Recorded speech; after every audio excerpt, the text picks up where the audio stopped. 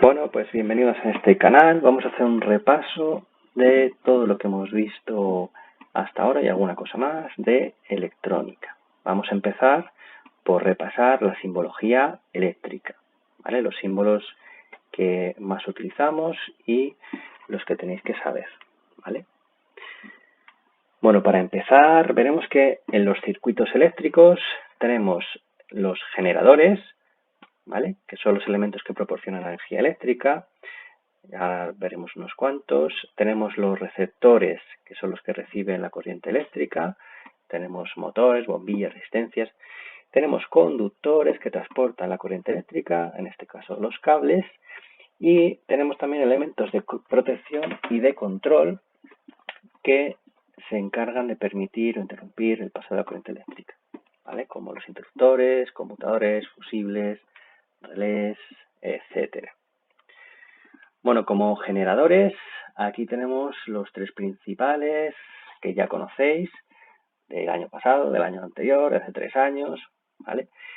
Tenemos la pila, ya sabéis que hay varios tipos de pila, y el símbolo que vamos a emplear, el símbolo eléctrico, va a ser siempre este, ¿vale? Polo positivo, la patilla más larga, polo negativo, la patilla más corta. Siempre va a ser este el símbolo eléctrico. La batería en este caso la vamos a dibujar, su símbolo eléctrico va a ser como una sucesión de pilas, ¿vale? Con polo positivo, negativo, positivo, negativo. Vamos a emplear este símbolo.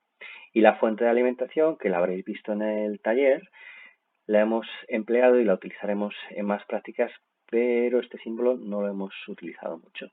Y hay que sabérselo, esta es la fuente de alimentación, ¿vale? Estos son los principales componentes generadores de electricidad. A continuación tenemos los receptores. Como receptores tenemos la bombilla, el símbolo ya lo conocéis todos, ¿vale? Transforma la energía eléctrica en energía lumínica. Tenemos el motor vamos a emplear este símbolo, que es el que transforma la energía eléctrica en energía cinética, y el timbre o zumbador, que vamos a emplear este símbolo, ¿vale? El timbre transforma la energía eléctrica en energía sonora.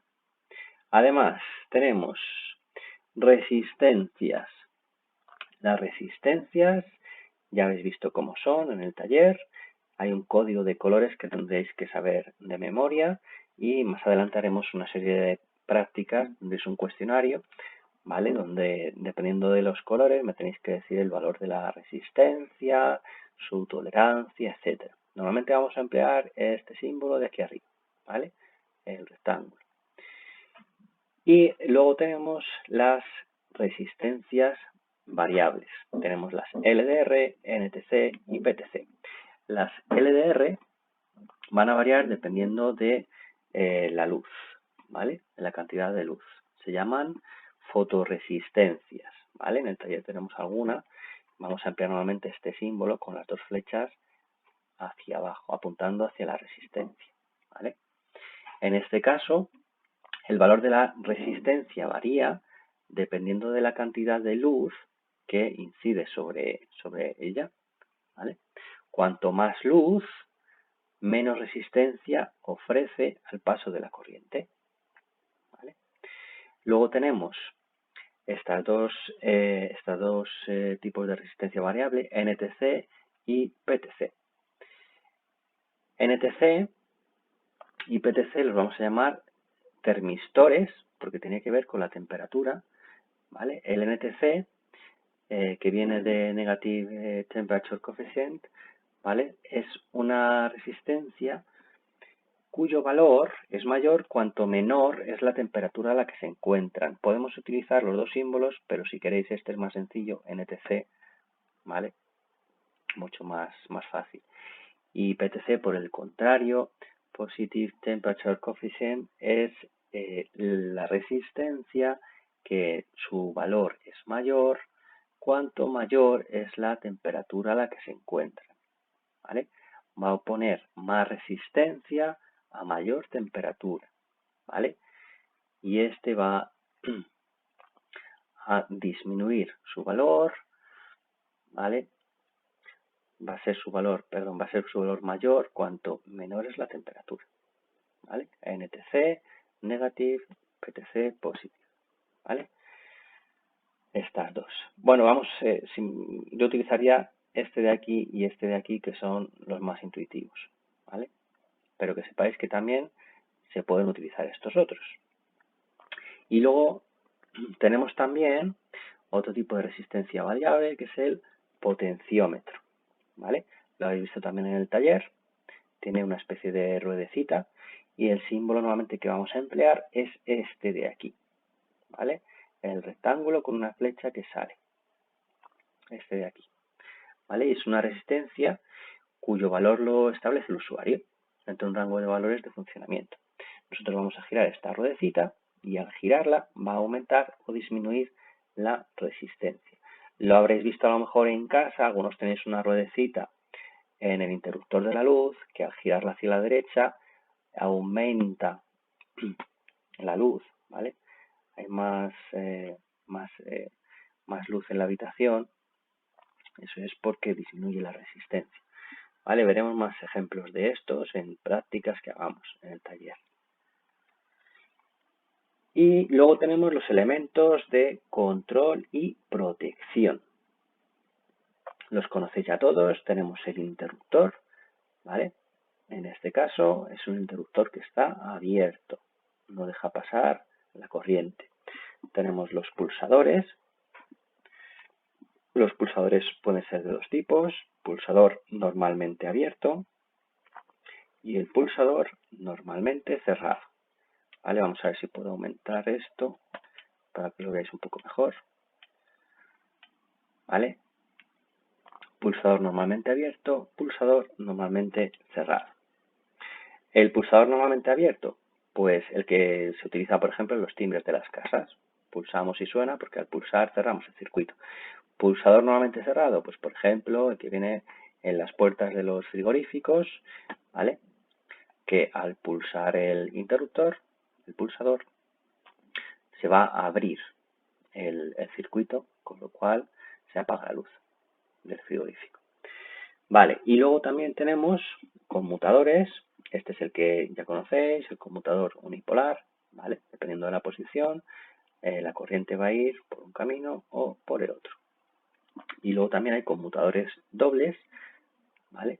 Que lo que hacemos es que tenemos dos circuitos y esos dos circuitos a su vez pueden derivarse en otros cuatro, ¿vale? También está el conmutador de cruce, pero bueno, ese de momento no lo vamos a utilizar. Luego tenemos los relés, ¿vale? De un circuito, de dos circuitos. Normalmente vamos a emplear el de un circuito, pero también tenemos el de dos circuitos, ¿vale? Los relés son elementos que veis aquí, son electromagnéticos y se activan cuando la corriente pasa por ellos. Se utilizan para controlar la apertura o el cierre de circuitos cuando son activados por un circuito secundario, un circuito de control, ¿vale? Por aquí va a pasar una corriente y ese relé va a abrir o a cerrar uno de los circuitos. ¿Vale? Vamos a ver que se utiliza mucho también, por ejemplo, en circuitos combinados de corriente continua y corriente alterna. Luego tenemos los finales de carrera, que tienen esta forma que veis aquí, los habéis visto en el taller, ¿vale? Y actúa como un interruptor que conmuta entre dos posiciones al ser accionado por una palanca. Esta palanca de aquí se acciona, ¿vale? Y conmuta entre dos posiciones. ¿Dónde se utiliza? Pues, por ejemplo, en los ascensores o las impresoras 3D. ¿Vale? Los ascensores, cuando llegan a la última planta, utilizan este pulsador y entonces se detiene la corriente o se desvía hacia otro dispositivo. Bueno, ya veremos que hay varias opciones, ¿vale? Final de carrera. Fusibles. Este es el símbolo del fusible, ¿vale? Lo que hace es proteger los elementos de los circuitos eléctricos ante subidas de tensión.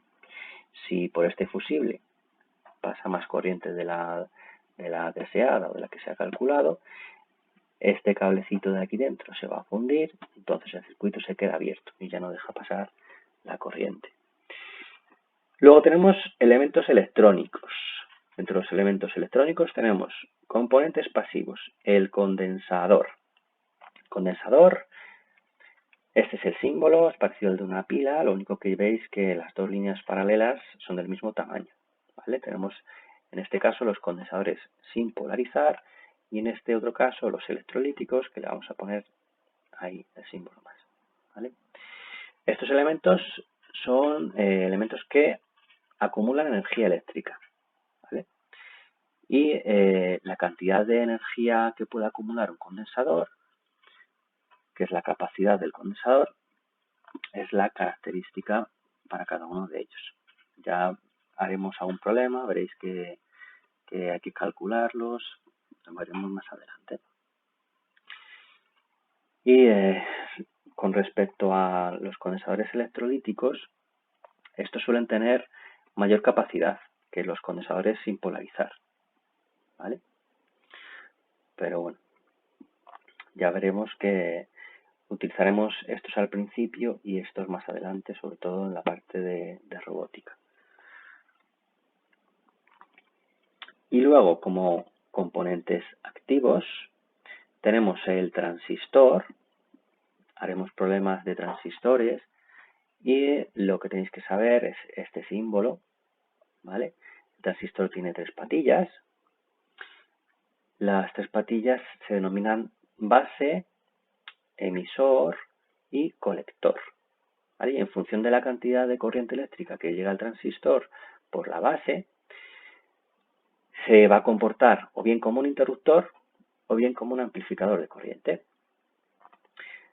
Esto otro de aquí es un diodo, y el diodo es un elemento que permite el paso de la corriente únicamente cuando se encuentra conectado en polarización directa.